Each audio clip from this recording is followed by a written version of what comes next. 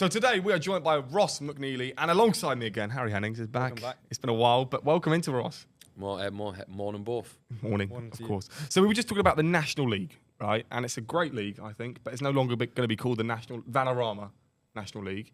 But could you talk to us about like your experience? We'll talk about it in depth later, but what is your experience as a fan in the league?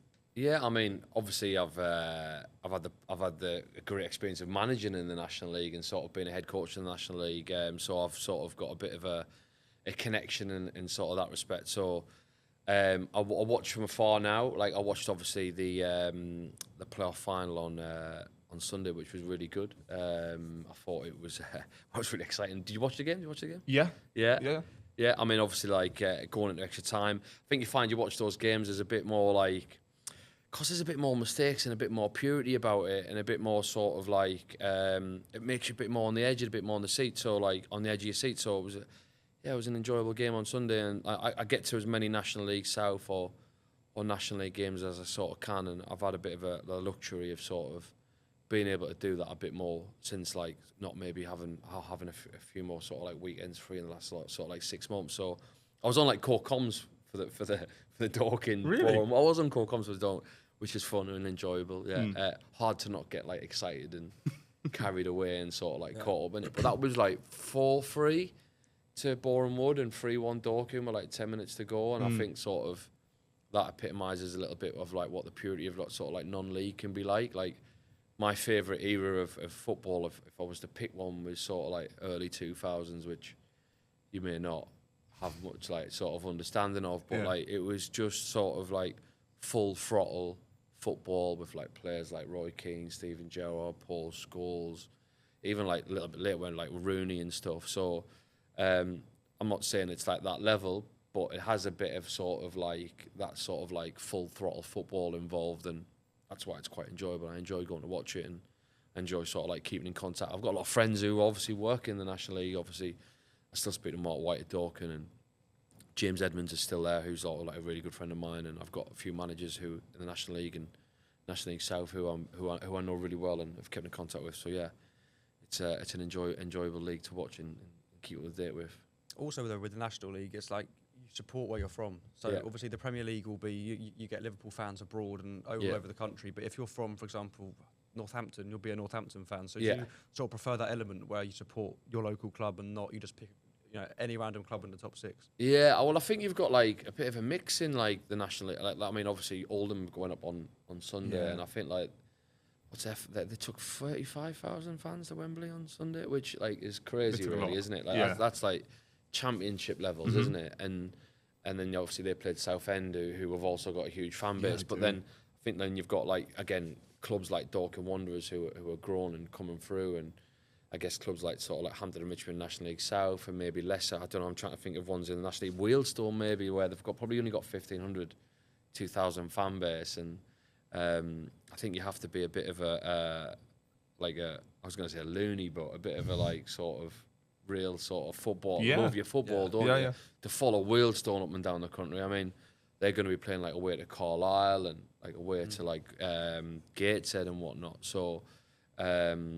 Long trips, like fair play to go and follow that. And like I said, it is a bit of a different, like you watch it, I think the Premier League's like a completely different sport to sort of that. And I don't mean that in a disrespect to non-league football. I mean that in a sense like it's like a game of chess in the Premier League, and very tactical, and players are just so good that they're able to like adjust and do things that non-league players can't do, and non-league comes with a bit more like sort of like full throttle stuff and heavy metal, a bit like sort of like chipping and running and getting forward and playing channels and using in behind. And I'm not saying teams don't play, because they do, but I think there's a lot more of that. I think, obviously, because we're surrounded by English football, even more like localised and regionalised than your literal local club. Yeah. So semi-professional. I think the dedication to play and support them, because we were speaking about budgets earlier, the budgets in those clubs are very limited. Yeah. But to follow them, but then to also follow them week in, week out as well, because some people do. Yeah. I think the dedication on that is just mental.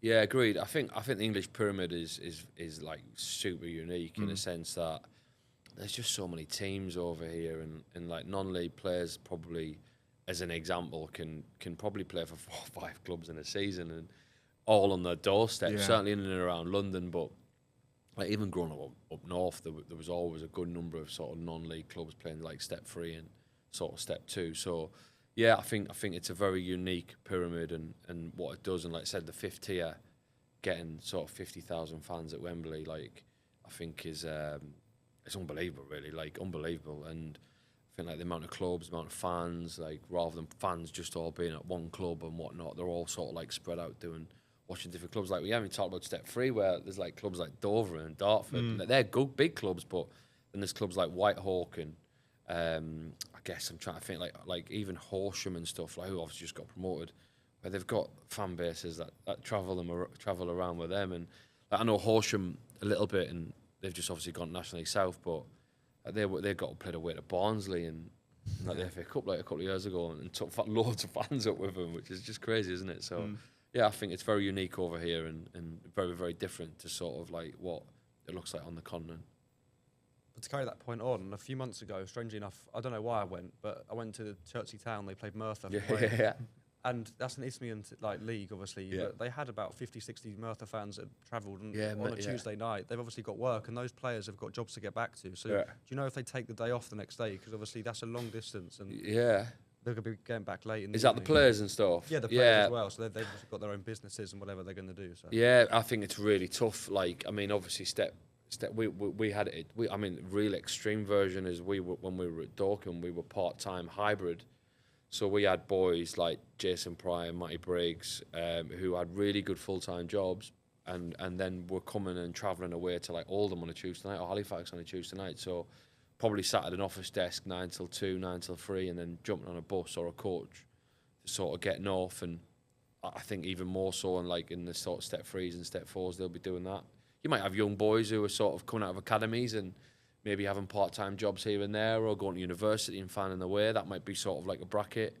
But certainly the older players after 23, 24 want to work and sort of subsidise that with a sort of good income on the side. Will be looking to get some sort of like extras playing non-league football and whatnot. And I think managers are the same as well, and coaches are the same.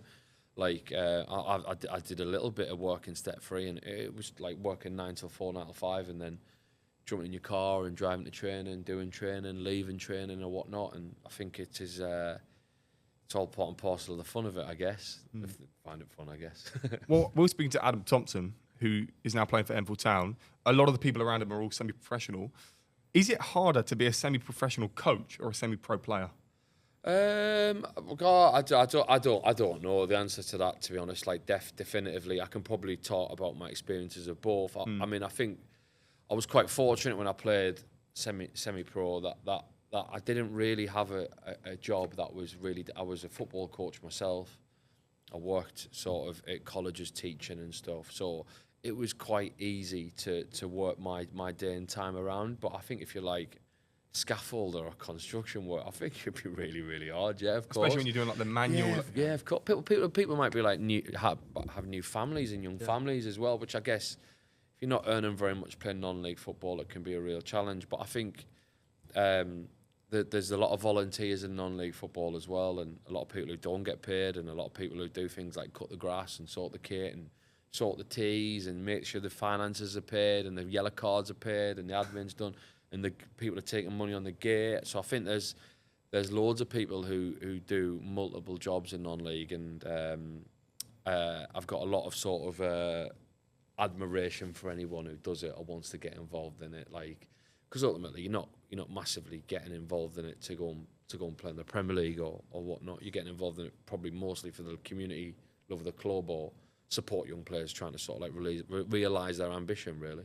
Well, yeah, they do. And obviously people like leagues like the Isthmian League, for example, they're sort of, you get people like 28, 29, 30 who aren't going to go professional. They're not going to make it into the big leagues, but they still do it because they love it and they want to keep playing on the weekend. There's something to do, but it just shows how much commitment people have to such small clubs, but it just means so much to them. Yeah, it does. But like, you'll get some players on a decent packet, mind. Some players will be doing like 500, 600, 700 quid a week on top of their job. So if you're like a PE teacher or a young football coach or what, you might even have a bigger job than that, earning an extra 400, 500, 600 quid a week on top of what you're doing is That's really good, isn't it? Yeah. So I think there's a lot of like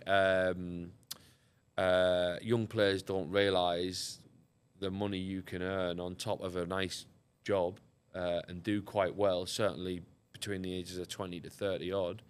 I don't think they realise that like that's a good thing or a good job or you've done quite well. It's hard playing step 3 football. There's people playing step 3 football, playing the football league and stuff, or are going to play in the football league. So it's not easy. But yeah, I think there's a lot of different reasons and good things to come out of it in terms of like money as well. And like you said, love of the game and whatnot. So your journey in itself, where did that actually begin? Yeah, I mean, obviously I'm 41 now, but I've like, I was super sporty when I was a kid. I swam. I was a good swimmer. I played football. I was an okay footballer. And I think we were talking sort of bottom up the stairs. I didn't really know what I wanted to do. I was okay at school, wasn't great, and then I went to sort of like college and didn't massively enjoy A levels and whatnot, and ended up doing a BTEC sort of when I was like I was 17, 18, 19. I missed my first year because I didn't like A levels and I stopped. And then I went to uni, again, did sports science, didn't massively know sort of like any reasons. I went to uni because I wanted to move away from home, really. I wanted to play football, and I had a really good experience playing for Leeds Met. Met some friends who are still friends to this day, like, and some who were really like still working football. There's sort of like a core of us from that group.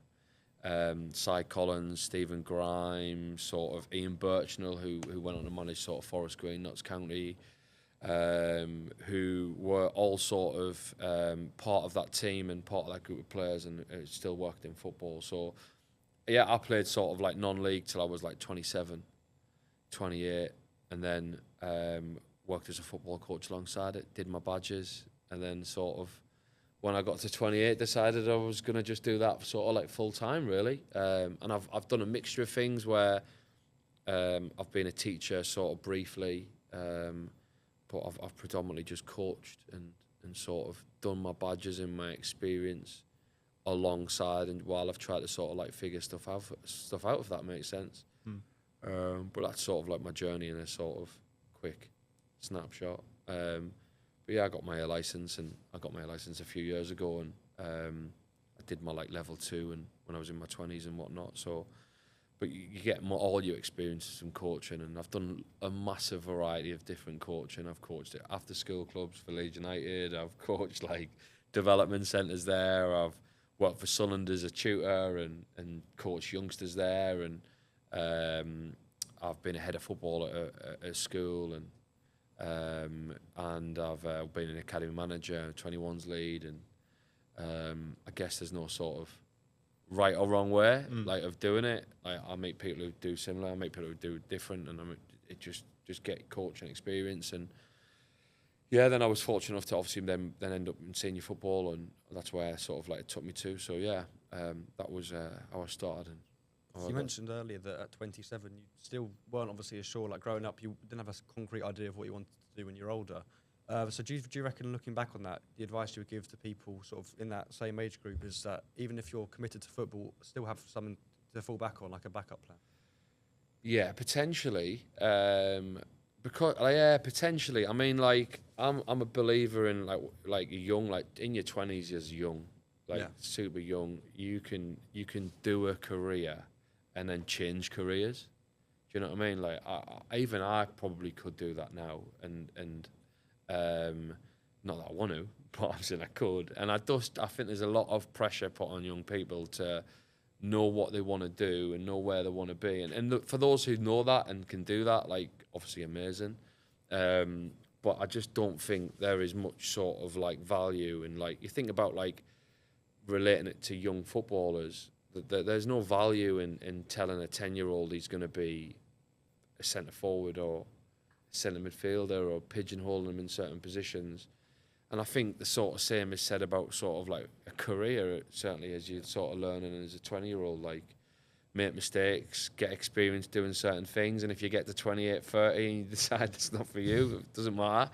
you can do other things. But I think like having experiences and learning and being happy in what you're doing is probably where I sit, and probably most important to me. But that might not be what is the most important to other people. Like I think in careers you have a choice to make money or not make money and do things for happiness. And again, it's up to you really. Yeah. So with your pro license, is there any? No, your A license. Would you ever do your pro license? Yeah, I would do my pro license, and that will be next for me. It's not cheap. It's not. Nah, it's not. It's not cheap. easy to get on there either. No, it's not. It's generally through like what's the word I'm going to look for? You've got to be invited. By who? By the FA. Right. So I did my A license with the Scottish FA. People do that, and Welsh as well. Yeah, people do a Scottish and Welsh. Yeah. I was told, so I'd applied a couple of times for the English FA when I was like, God, I don't know, maybe 10 years ago. Just to clarify, all the other licenses leading up to the pro, you can do for the most part, right? Yeah. Yeah. So UEFA is basically who oversees the licenses. So they accredit them. I don't know, like a BTEC accreditation or whatever. Do you know what I mean? So like they're the accreditation. So an FA from a country will then apply to run that license. So the UEFA license in England is the same as the UEFA license in Serbia or Norway or Denmark. It's the same license. Yeah. It has to meet the same criteria. But then some countries like might not have that ability to run that license, so they'll run their own, which then isn't accredited, if that makes sense. So yeah, I did my B license with the English FA. I worked for the English FA as a tutor. I taught up to B license myself till about 2020, till about COVID, and they sort of like redeveloped all the licenses. I'd applied a couple of times, not had any joy with English FA, and I thought, do you know what? I think it was about 2018. I applied. I think someone said apply for the Scottish one. I applied, I got one straight away, and I did that, and I did my elite youth A license with Scottish FA, and couldn't recommend them highly enough, to be honest. My A license in particular, I thoroughly enjoyed. It was really sort of like, don't know, just it was different. Like there was different people on it. Like I'd gone through all of the English licenses, and there's great people on it, obviously, and there's a lot of people on it who make you think you don't know anything. Yeah. Which is never good. But the Scottish license, there was a lot of people on from like America, Ireland, England, Portugal, loads of Portuguese on, I just enjoyed the sort of like differentiation and how different it was, and it was probably because I'd been used to doing all the English stuff. It just felt a bit different. So I did my elite youth A license for Scotland as well, and I probably will do my pro license with Scotland as well. I think I'm sort of like in between things at the minute, and I wanted to get settled at a club and settled where I'm going to be moving forward before I commit so much money to that qualification. So clubs won't pay for it. Pardon? Yeah, club will support you with it. Okay. You'll get some support with it if you're at a club. I mean, that wouldn't be predominantly my only reason for being at a club, but you know what I mean. But at the minute, I don't need it, but I want it. But I would love the opportunity. You want it because it opens up another path. Yeah, but also like, I like learning. I enjoy learning. I like to. It's nice. It's a nice thing to have. Like I work with Marc White, who doesn't like any of the qualifications. Yeah, I was going to say. And we always used to laugh and joke about it. But for me, I think they're a way not just of like networking and meeting different people, which is one of the really good things about them. But also like just a way of like, I don't know what's a word I'm gonna look for. Like a bit like there's a sense of like pride in it. Do you know what I mean? Yeah. Like that's what they say is the top level to do that. X amount of people have got that, and it's just nice to have that and say, "Oh, I'm part of that." I mean, I don't know how many people have got their license, but it won't be many in this country, and even less with a pro license, I assume. So it might be about 500,000 people on the pro license in this country, maybe. I don't know. Can't be that high. No, I wouldn't have thought. Nah, it can't be that high. We think they do like 25 people a year, maybe, don't they? It's not going to be 5,000. It's not going to be high, is it? So the idea of being in sort of that select club, testing myself, speaking to new people and learning from them, I think it's quite exciting. What's it like then to learn the badges? Is it quite, is it boring? Is it strenuous, or is it something that you feel like you're going to build up to something worthwhile in the end? I always find with the badges that you're doing when you don't need them. And by that I mean like, I remember doing my level 2 when I was really young, and I found it really hard because I was just sort of like, I was early 20s. It was still done sort of like in the old school bit, and I was a little bit out of my depth in a sense that I hadn't really thought about football like that before, and for that reason, it was good. And then by the time I got to like my B license and A license, I'd probably coached for like 6, 7, 8 years and worked with some unbelievable people. So from that point, it just felt like I was doing stuff I'd already known, if that makes sense. That would be one big sort of negative. And I think is another negative of what I think about the badges is I don't think they teach you about the real world of what football is. Like, they don't teach you, like, you go and deliver a session and I've got 16 players and I've got all the mini goals and I've got the perfect scenario of delivering a session, and I get to handpick what are doing what, and then like everything. They don't teach you how to deal with parents, and do you know what I mean? Like the hardest, like what have I found the hardest part of football is dealing with people. Yeah. Like dealing with people is well hard. Like not just players, staff, and I think like they don't teach you how to do that. So I would like them to be more well-rounded and more like understanding, or more sort of like developmental around like what other things come into coaching, and like delivering sessions which are more like I've gone into clubs recently and delivered sessions, and you get perfect scenarios, don't you? Of course you do. They're going to give you 12 players, tell you your topic, you're going to get 3 days to plan it, and then off you go. Whereas that's not the real world. Like the amount of times I've like turned up, we've got Halifax away on Saturday, and my centre forward's not in on Thursday and Friday. Do you know what I mean? And like and we're not scoring any goals, and you want to do this and you want to do that, or your winger's off sick, or he's stuck in traffic, or that type of stuff. And I just think imperfections in football and what's the word, like not inconsistencies, but like challenges outside of football aren't taught enough on those licenses, and that would be my big criticism of them. And I've got another criticism. I've spent too much time on Marc White.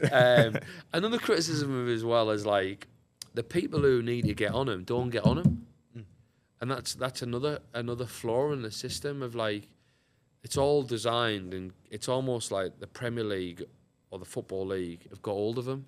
And they've gone, we're going to run them, we're going to do the Advanced Youth Award, we're going to do the A licence, we're going to do the B licence, and these are the people, this is the criteria, and this is the people who get on. And then how do you get into that then criteria if you don't have this qualification? And they'll say go and volunteer, and people find a way, and I found a way, etc., etc. But life's not that easy. Yeah. Like people have to earn money, people have to live, and like wouldn't it be great to have more opportunities for people to do more qualifications? Like, I think there's like, I don't know how many people get on the A licence, and probably someone's going to watch it and quote me wrong, but let's say 100 people get on the English A licence a year. But why is it only 100? Why isn't it 400? Why isn't it 500? Like, why isn't there then more tutors? So then there's more jobs for tutors, and then there's more people doing the qualification. Does it have to be that exclusive? Isn't having more people who are good at it better than being an exclusive club?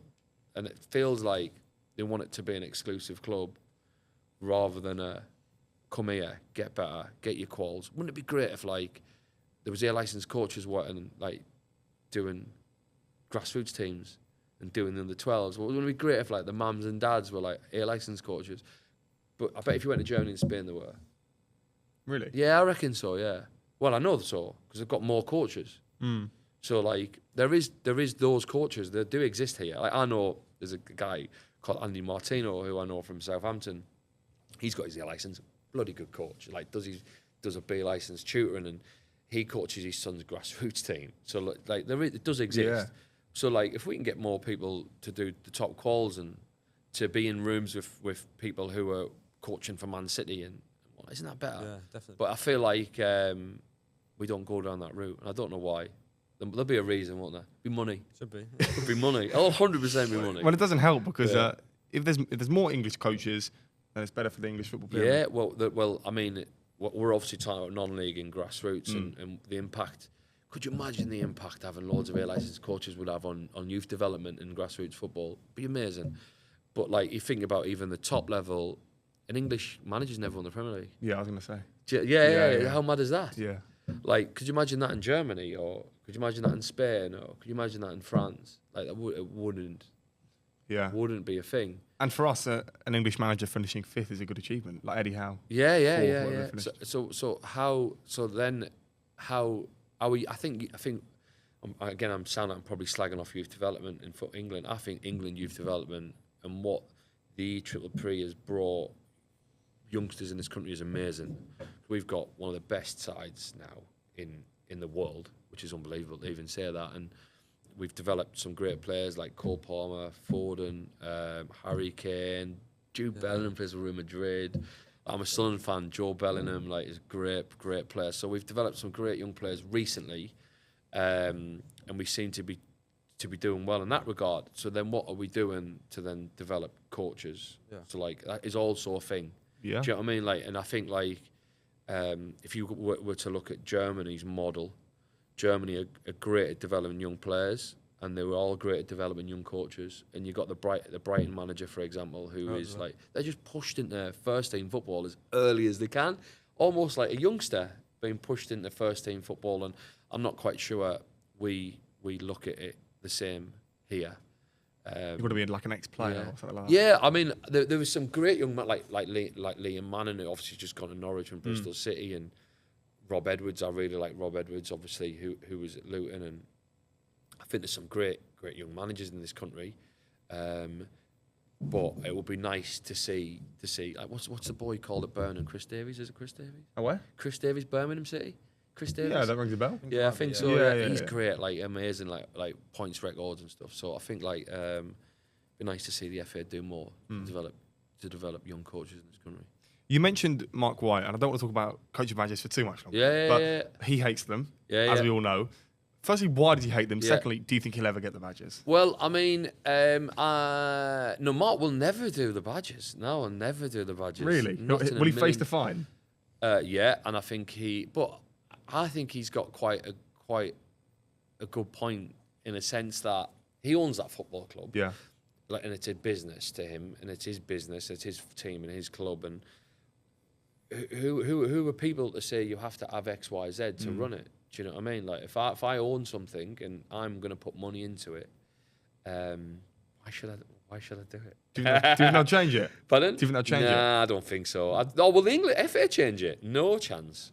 No chance. But there's ways around it. There's ways around it. Like, he'll always be the manager, and you could argue with him about it, but he'll tell you he's got like 12 promotions on his CV. Probably soon to be 13. And there'll be ways around it. Does he have to put his name as the manager on the pieces of paper? Does it make any difference? I don't know. I don't really know. Like, you could probably put X. You could probably put someone as manager on a piece of paper and still just like stand at the front of the dugout. It makes no odds, does it? So good point. I don't giving him advice. Yeah, well, I'm sure he's probably already thought about everything anyway. But yeah, I think differently to him, but like I don't massively disagree in some cases. So obviously 2018 then was quite a good year for you. A club like Aldershot being appointed as academy manager, and then obviously later being promoted to under-21 lead and then first team manager. So did you sort of feel that when you appointed academy manager, this was the first step in a strong position for you, and then only to get promoted again? Yeah, I think I had like reservations about going to Aldershot. I had a really good job head of football at a school or a college, and there was lots of changes going on at that. I had a lot of good friends there, so like it was a really, really tough decision to go to Aldershot. And I went into a club that was, I think they were top of the league when I went in, and then they were going for promotion, so that was exciting. I didn't know loads about non-league. I sort of had been in a school. I'd worked sort of at Woking under 16s. I'd done a lot of FA stuff, so that was probably where I was sort of like at that time, coach development, tutoring stuff, and There was a lady there called Laura who was a CEO. We got on really well. She wanted me to come across, so I went across, and yeah, it was great. Honestly, I can't speak highly enough about that football club. I had a great time there. It really sort of, I'd obviously worked at Sunderland sort of 5 or 6 years before, and it was okay there, but I sort of, it got my love back of working at a football club. The people, the staff, the volunteers, the fans, and my ambition was never really to be 21s manager. I enjoyed being academy manager. I sort of like did the under 18s really while I was there, and I was happy doing that. I love coaching, which is if you strip it all back is what I am really. I like coaching and learning about that. And my 21s lead left. I did that. I stepped in and did that. I sort of still did the academy manager stuff as well. And then I did that for 2 years. And then I was lucky enough to sort of then end up managing, but I had no ambitions to manage that first team. I was only ever going to do the first sort of like 3 games. You did a bit more than that in the end. I did 30 in the end, I think. 28 league games, 30 games in the end. And they were keen to appoint someone. Them as a club had gone down the road of having young managers for the last 2, so that me coming in was probably like, if I'd have come in a manager early, I might have maybe got a bit more time and whatnot. But I sort of stepping back, they wanted to go a different way with like a bit more of experience, and it obviously they've had some good success since I've left, and I think yeah, it was a good experience. I can't complain about it, to be honest. I think if I could look back and have 30 games again, I'd love to have 30 games in National League. It was good crack. But yeah, my ambitions were never to do that. I just love coaching. And since coming out of Aldershot, I've not had as much love at a job or a club since. But I think that was partly down to the fact that I had such a good time there. You got manager of the month, October, November, December. Yeah, I did. Yeah, that's a big feat. Manager of the week. Manager of the week. Manager of the week. Yeah, I got 4 managers of the week. That's very good. Didn't get manager of the month, which is a shame. But I did get manager of the week, Vanarama National League manager of the weeks, which is good. And I got I think I was like the first manager or second manager to win their first 3 games. Yeah, you were. Yeah. And then. I mean, we won 10 or 11 of our first 20. We were flying. We were a good side. Like, I thought we were a good side, and then we lost our centre forward in I think February, and that just killed us. Well, everything around it was him, and it sounds mad in the sense that we had really good players. We had a very young side. Lots of energy. Ryan Glover, Ollie Pendlebury, Karoy Anderson, who's now playing for Charlton, starts for Charlton and in that team, and we had Joe Parton, who was a skipper, but ultimately away from Joe, like Tyler and Corey, we were super young, and losing Innie, who was one of our most experienced players, but our goal scorer, we just couldn't score. And that last 10 games, I think we won 2 in the last 10, and that was a reflection of that. And I think probably if that had been 3 or 4. I would probably say we'd have won into next season, but yeah, it wasn't to be, and like I said it was a great experience, and ultimately led me, because I got to know Marc, led me to work with Marc, which was only for 8 months, but that was good fun as well. To be fair, being a number 2 is very different to being a number 1, yeah, it was good fun. It was good fun. I'd love to do it again. I would like. I think I would like management and first team management was never, like I said, wasn't on my radar. Would I do it again? Of course, I would do it again in a professional level. And I'll never say never, but I'm a coach, and I want to get back to like coaching and enjoying coaching, and that's what I've been doing the last sort of like 6 months or so. So yeah. Not only was it first manager to win 3 in a row, 4 manager a week, and then you also were the fifth manager to reach a quarterfinal of the FA Trophy as well. So that's a monumental achievement, really. Yeah, we should have done better then as well. I think we missed a big chance as well at like 1-0 down, yeah, we did. I took that quite seriously. I mean, a lot of managers because Aldershot we'd sort of flirted with relegation a little bit. A lot of the managers hadn't had the sort of like luxury, and I think we were we were like 11th or 10th at one point, and we had a bit of a luxury to go and put quite strong sides out in it. So we took it quite seriously, and gutted really. I'd love to have gone to Wembley. Yeah. Well, Tommy ended up taking them to Wembley. The first man obviously won at Wembley as well, which is amazing. Like, that club is far too big and got too many like loyal diehard supporters to not have had that sort of like trip out at Wembley. So I'm glad they sort of like got to experience it really. But Who were you knocked out by? Halifax. Oh, okay. Halifax. Halifax is doomed for me because they knocked me. Chris Millington knocked me out that there's a quarter final. Knocked us out of that quarter final. My last game for Aldershot was Halifax away, and my last game for Dorking was Halifax at home. Oh, wow. So like, don't ever play Halifax. Is that your bogey team? Yeah, that must be my bogey. I've lost every game as well. Yeah. Really? Next time you have to beat them. Yeah. So after you went to Dorking, big move for you, I think, because was that on the back end of you leaving Aldershot? Yes. June 23. Yeah. Right. So I had the option to go back and be in the academy. That was an option for me. Aldershot had offered me that job to go and do that job, and I wasn't nothing other than it just felt weird. Going from manager. Yeah, it didn't feel right. It didn't sit right. Like, it didn't, because like all the staff had existed without me. Like they'd almost like promoted everybody within. So I went back into my job, and people were almost doing my job.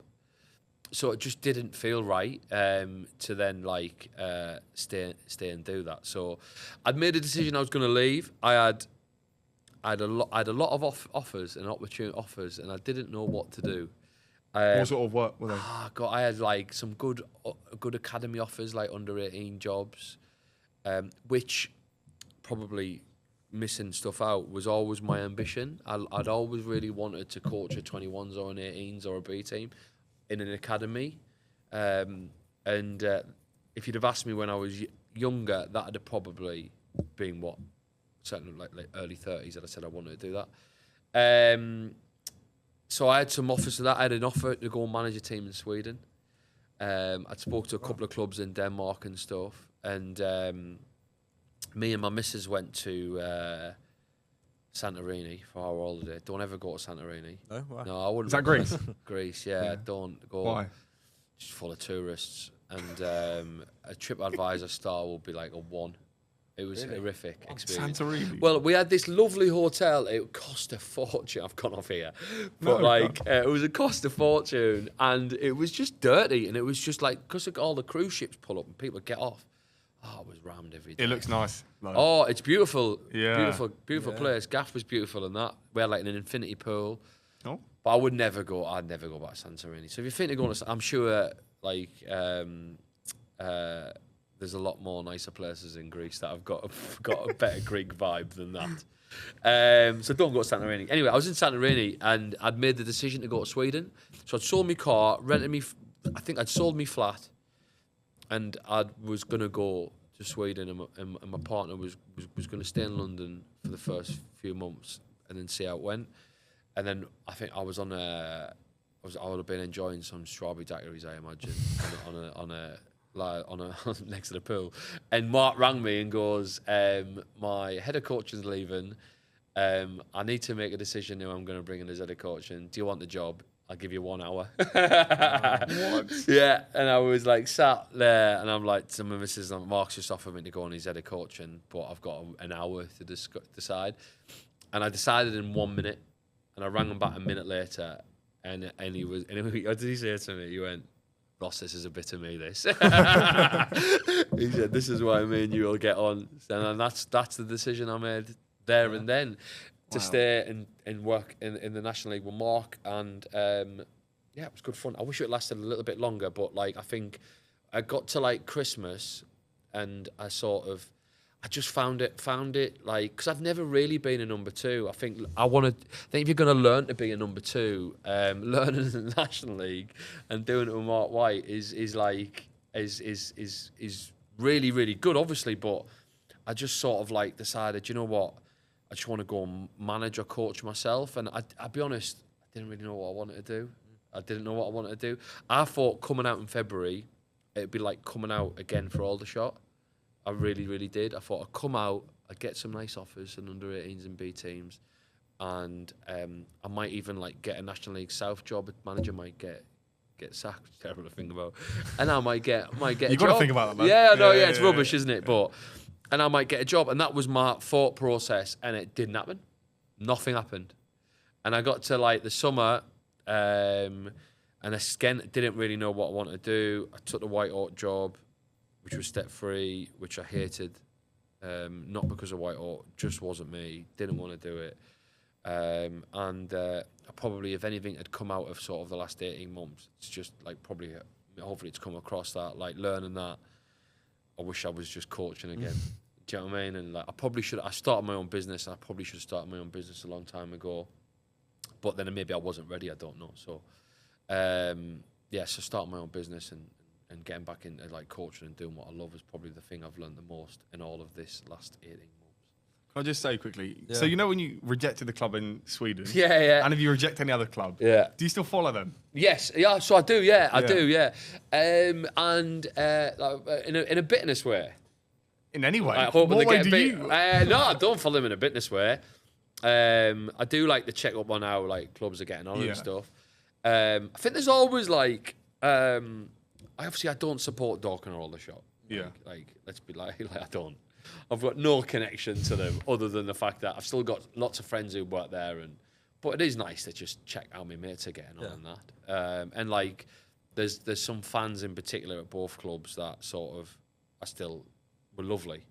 So like, it's nice to just check how they're getting on. And yeah, clubs that have not worked out, and I'll probably again off the bat of this conversation, like just now, like you see people who get the job eventually as well, which I find is always interesting. You're like, you compare yourself. No, yeah, but also like, how have you gone from me to him? Like that's quite an interesting leap. Do you know what I mean? Like you go like, you were speaking to me. I'm like, I'm late 30s, early 40s, and I'm gonna be like, I'm gonna play a certain way. I'm gonna be all about youth development, and I'm gonna come across a certain way. And if I had someone who's like complete opposite me, like, I always find that quite interesting, and I think that's a very like football club thing to do, because you watch it in the in football all the time, don't you? Yeah. Like I watched. I'm trying to think of what's a good example at top level. York City was a good example. The Adam Hinshelwood is the current manager, and they sacked Neil Ardley. Well, Neil Ardley is a great manager, but like Neil Ardley has a certain way of playing, and then like he's very like very firm on what he wants. Really like got a really good reputation in the game. And Adam Hinshelwood, who's like completely opposite, like youth development, total football, young player. Do you know what I mean? And like I think like I find that's probably one off the top of my head, but there is some like extremes where you go like, how have you gone from him to him? Like, and then I don't think clubs think about that. The amount of times clubs will choose the opposite of what they've gone for. Like, we'll get rid of Pep Guardiola, we need a Sam Allardyce. Do you know what I mean, though? Like, we'll get rid of Russell Martin, so now we need a Sam Allardyce. And you're like, well, that's like complete extreme version of the other. Like, that's full squad upheavals and changes and that. So I do watch them fall and go like, how have you gone from it? How have you got him? How have you got there? So obviously in general then, not just the one you just previously mentioned, but so how do you get the offers? Is it like via a call? Is it an email? Is it LinkedIn? Is it... Networking is the best thing you can do in football, and I'm not the best at it, but I think football is about profile and network. And if sadly, more times than not, people with the best profile and network will get jobs. So I think you need to sort of like live in that space. And certainly the last like sort of like 10, 12 months, I've been networking. But I think about my own life and career. Like I worked since coming out of the college. I worked at Aldershot, but then I got on really well with Laura. Obviously, that helped that scenario. And then first team, I was in the right place at the right time. And then Dorking, I knew Marc.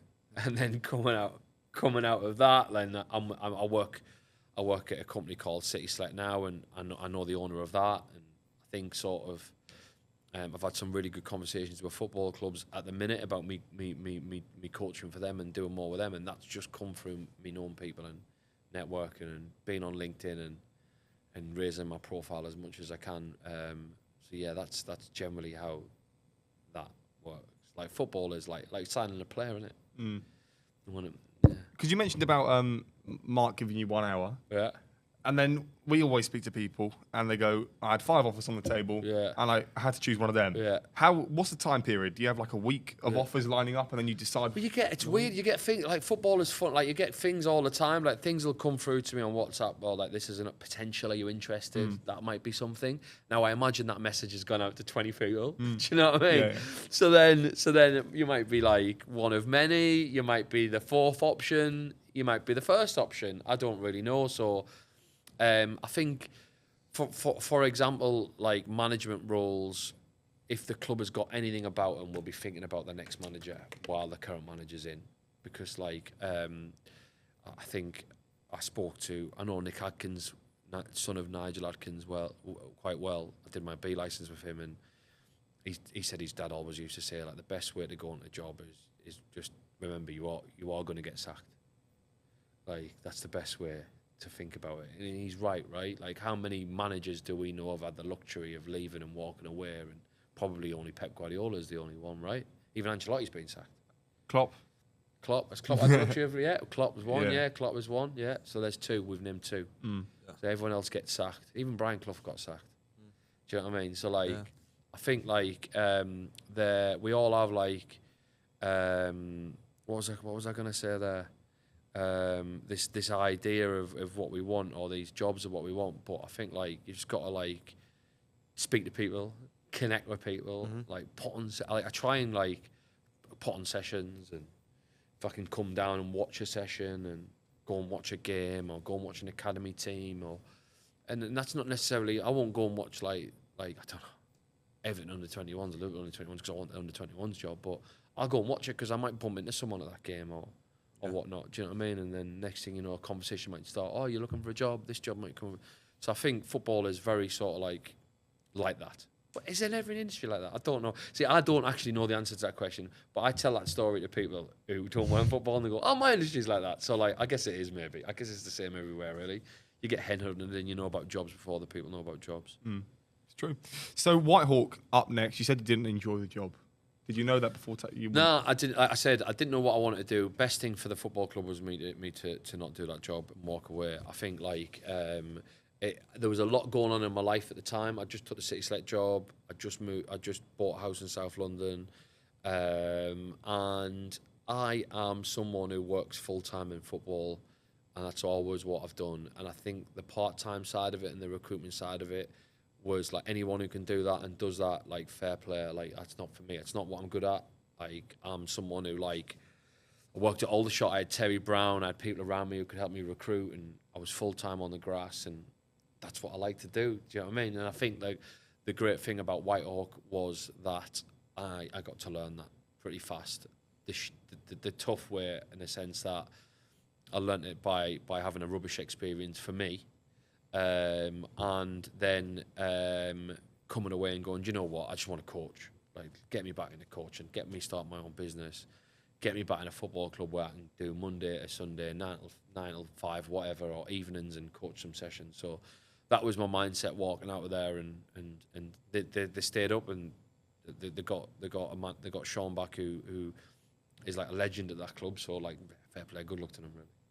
And obviously after that, you're now at City Select Academy Group. Yeah. So it's obviously it's totally different to Whitehawk, but it's more like a professional environment. But you've got regular training and then sort of an academical side to it as well. Yes. Yeah. So sort of the point earlier I was making about having an education but also still playing. Yeah. So it's a good balance, isn't it? So I said no in a sense that I'm probably all the kids watching this. They're going, Ross says we don't need to do education.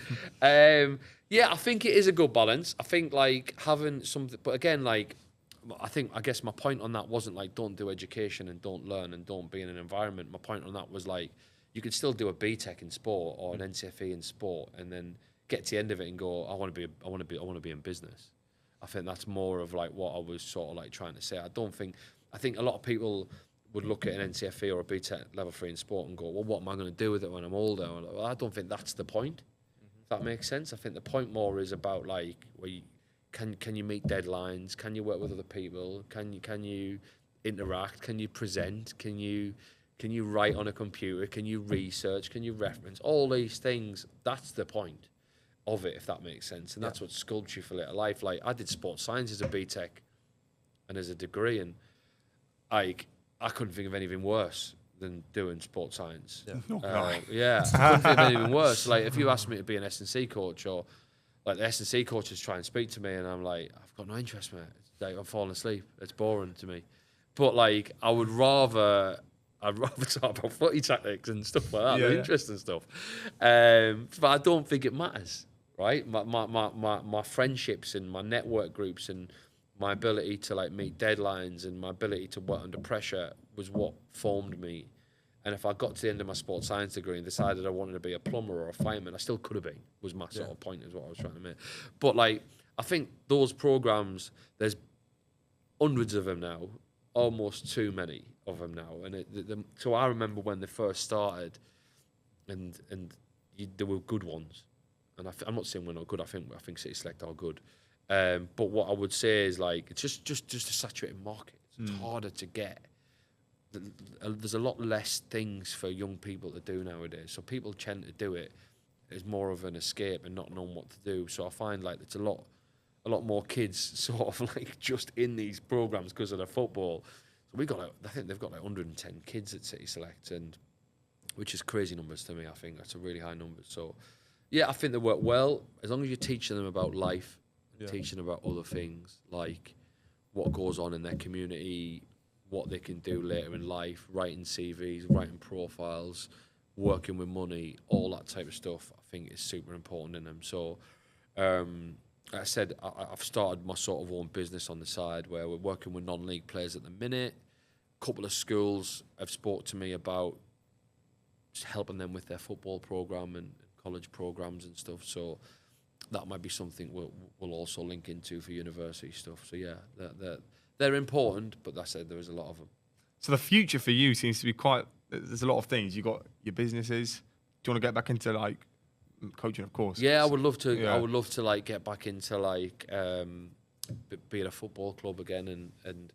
When do you think that'll be? Oh, I don't know, to be honest. I think the great thing about where I'm at now is I've got a job at the minute, which is like very local to me. I'm coaching every day, which is great for my sort of like my tonality and learning sessions and designing sessions and still doing practicing and stuff. So that's really good. The timing is good now. It might be a part-time job. It might be a full-time job. So I might do it alongside City Select. I don't know. But I'm sort of like, I know what I want to do. I want to coach. I want to work in academy. I want to work in youth development. Then if there's obviously a first team coach's role, then maybe potentially great. But I think my mind is set. If you ask me now, I'd say I want to work in an academy and I work with young players, and I want to sort of like, if I can do that full time, long term, then great. And then I can work my business, my P2W stuff, sort of alongside it, which is I said really grown, and that'll be sort of like my long term ambition. And then I might even have some time to get back into like tutoring and stuff again, which I think will be good. So that would be sort of like my long term plan. But I'll probably leave here and end up as a first team manager. So I don't know. Football is so unpredictable, like, and that is like, and then you don't know when the phone's going to ring or who's going to ring or what that's going to be. But I think, like I said, I've just got to keep like focused on what I want to do and where I want to go, and I'll get there, I guess. Speaking of unpredictable, obviously everyone thought Sheffield United would have come back up. No, we didn't. For a second, no, we didn't. We all wanted Who thought that? People. Well, him, obviously. No, we all wanted like, Sunderland. I thought Sunderland. Second for a long time, obviously fell off towards the end. Yeah. You wanted Sunderland. People thought Sheffield United. No one wanted Sheffield, and no one expected wanted Sheffield. them, but people did think that. I was Sunderland all the way. Okay. Yeah.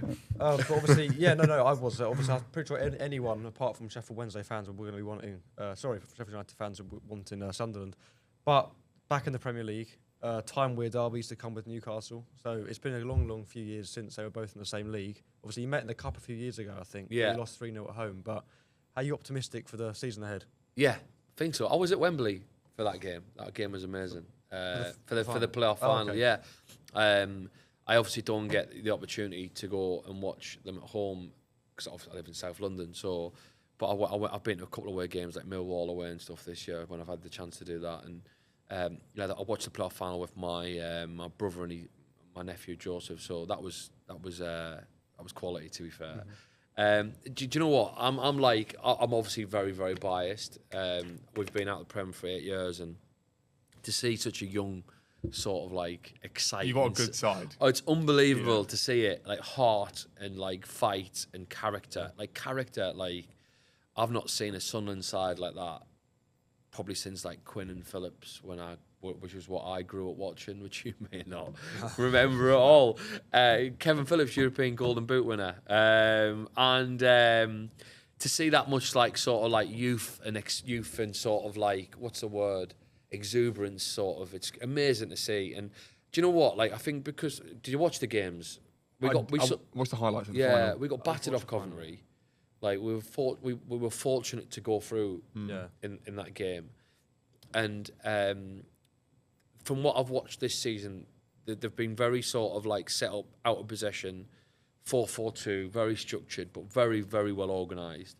And the players and the young players have used like Bellingham and Mayenda and Wilson Isidore and obviously Lefebvre's come in and whatnot, and Patrick Roberts, and they've used them on the break and they've used them to counter. I think that stands them in good stead for the league above. Like, and I don't think enough people are sort of like looking at that, if that makes sense. I could be proved completely wrong, obviously. Like, you're looking at the stats on the last teams coming up, but I think you look at teams like Leeds. And I think 65% possession on average across the season, and they're going to go to the Premier League and have 40. I think that's a huge thing to change from, because you're changing from a complete control side to then having no control, whereas we're used to having no control. Our control comes in our out of possession work and comes in our counter-attacking. We're excellent in the attacking transition phase, and we're excellent in the defensive organisation phase, which Leeds haven't had to be. So they're going to have to be, where we're already good at it.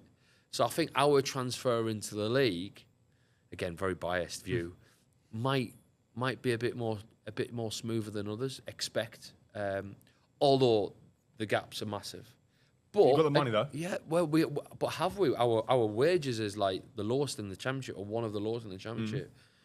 But the recruitment they've done to get them out of the championship, again, I think they've like made a profit in the last 4 or 5 years. Made a profit since COVID, and the squad's like worth 150 mil. So if they can do that again in the Premier League with better resources, with the same mindset, not only does it stand us in a better chance of staying up, it stands us in a better chance of coming back when we go down. And with the parachute payments and with the Premier League money and with the money we can make on young players, I think regardless of what happens in the Premier League, hopefully they stay up, but I think the future's like really, really bright as long as people can sort of like see it like that. Because it's not, Sunderland fans are like, they're super passionate, and all my best mates are Sunderland fans, of course, and like they're the most fickle lot ever. Do you know what I mean? Like, they're like, now we're back in the Premier League, and like I'm in WhatsApp groups with them and whatnot, and it's like you'd think we'd won it. I think we're gonna win it. That's their mindset is. We're back in the Premier. Let's go and win it. It's all well and good saying you're gonna. It's all well and good you're saying you're gonna go up. Who's gonna go down? From the Prem. I mean, Burnley. God. See, again, Burnley are designed to do well because of the defence. Similar to Sean Dyche. Yeah, similar to the defence. But like, are they going to score enough goals to stay up? Because they didn't score any in the Championship. Yeah. Leeds have got mega money. I'd love to see Falk get it right eventually. Again, he comes across really well, and he never seems to get a crack at it in the Prem. He's always gone sharpish, isn't he? So that'd be nice to see him get it right. I mean, who would I like to see go down? I mean, I'd love to see Newcastle go down. Newcastle go down would be amazing. Never going to Never going to happen. No, Eddie Howe's excellent, and I think what he's done there is unbelievable. And then, I think West Ham's a good shout. Potentially, Graham Potter. So Graham Potter was at Leeds Met when I was at Leeds Met, and I've always like been quite a big fan from afar, and to see his career and where he's gone to, and it just seems like a little bit like Anarim is like, where like this is how I play, and there's a lack of pragmatism, and I think football's about winning, and like this drives me mad. This new sort of like era of coaches or culture where like as long as we play a certain way, we get beat, it's all right. And I'm like, Russell Martin. Yeah, but that's not okay. I don't think that's okay. I think like I like Russell Martin as well, by the way.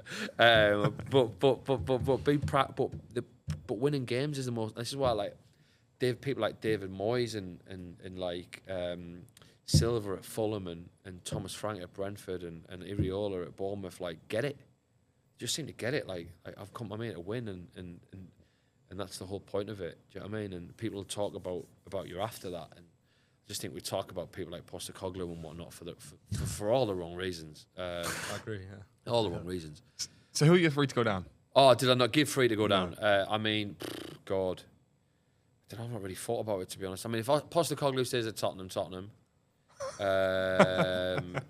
That'd be mental. Anarim stays at United. It's got to be. I mean, West Ham's a good shout, isn't it? Yeah, I think Wolves. Yeah, but the manager's good.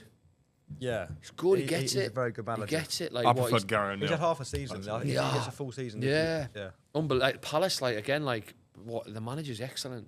I think a lot of these clubs. Can I not give you an answer? I don't. I think it's too hard because you're gonna force like Leeds and Burnley into my mouth, and I think there's part of me that thinks that 2 of them will stay up.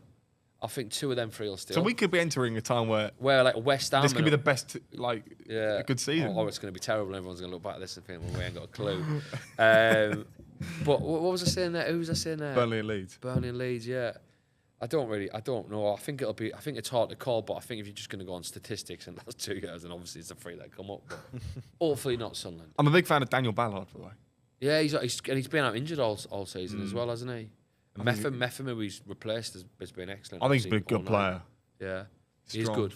Matty Pollock at Watford. Reminds me of him. I don't know why he reminds me of him, but he does. Enzo Lefebvre as well. Yeah, good player. Players, good player. Yeah, really, he's just signed permanent. Yeah, he has. Yeah. Obviously, really going to lose Bellingham, aren't they? So that's going to be hard to replace. How much? 30 mil at all. Yeah, I was going to say 30. Paid $1 million for him. To Tottenham? No, to Dortmund, isn't it? Yeah. Champions League, isn't it? 30 million. Yeah, teams are snipped, isn't it? Yeah, I know, but I think they're trying to force another Bellingham through the door. Quite literally. He's excellent, you know. I've not watched him play that one. He's the best young player I've seen at Sunderland. Really? Yeah, since Jordan Henderson. Wow. Do you think Henderson will come back? I don't know. There's rumours of that. There is rumours, yeah. There is rumours. I mean, yeah, I don't know. It seems a bit away from the model that they're trying to create. I mean, seems more like a superstar name than an actual guy. Yeah. There's talk of him going to Wrexham and stuff. I don't know. I mean, what is it? It's a bit of a downgrade. Yeah. From Sunderland. Stay at Ajax, Jordan, right? You were just in Amsterdam, weren't you? Yeah, no, you would. Yeah. Or probably Saudi. He pushed for a move to Monaco. I don't like it for it, don't I? Don't like it. So final one from me then. What have you made of Romain Mundle? Because obviously he came through the academy with Spurs. Yeah. He was with us for a few years. Yeah. Obviously not good enough. He's gone on to you. But what have you made of him? Yeah, good. Yeah, one of the good young players. Again, I had a bit of an injured this season. But when he's come back, he's quick. He's athletic. Again, we seem to have built this side around like. I hate the word athleticism because I think it takes away from like you watch Vitinha the other day and the Vitinha. Yeah. In the Champions League final. How good is he, by the way? Unbelievable. It's Wolves, right? Yeah. Wolves, yeah, you didn't get a game at Wolves, which is ridiculous. Mental. But I had was like watching Xavi. It was like watching Xavi and Iniesta, sort of like hybrid. I think it's amazing. But yeah, Sunderland have built a team on like youth and power and energy and the power of Ballard. That's the power. And Bellingham's like 6'3", 6'4". He's a doors a beast as well. Yeah, and Mayenda is like these players are quick, athletic, sharp. Yeah. So I said we spend time without the ball and then we burst into life and Mundle's fitted in that really well. Was Trey Hume at Spurs? Dennis Serkin was. Serkin, yeah. Who was Trey Hume from? Dennis Serkin's good. Yeah. He's got good potential. Trey Hume's excellent, by the way. Yeah. Trey Hume's really good as well. I don't know if he was with us. No, he wasn't. I got mixed up with Dennis Serkin. Yeah. Have you got, like, for the Championship, 'cause obviously it is a Championship squad, the bench?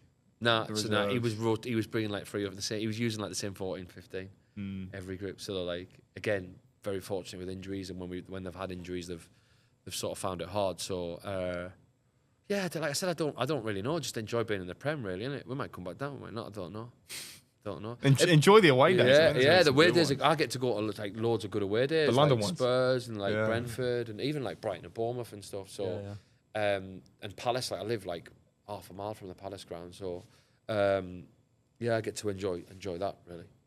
Ross, what a pleasure it's been. We always end it on here with a handshake, which we did forget to do last time. We did. So you got to go to this camera though. Yeah. Okay. Thank you very much, Harry. No worries. Thank you very much, Ross. Thank Cheers. you. And if you two want to... Yeah. Thank you. Cheers. Thank you very much.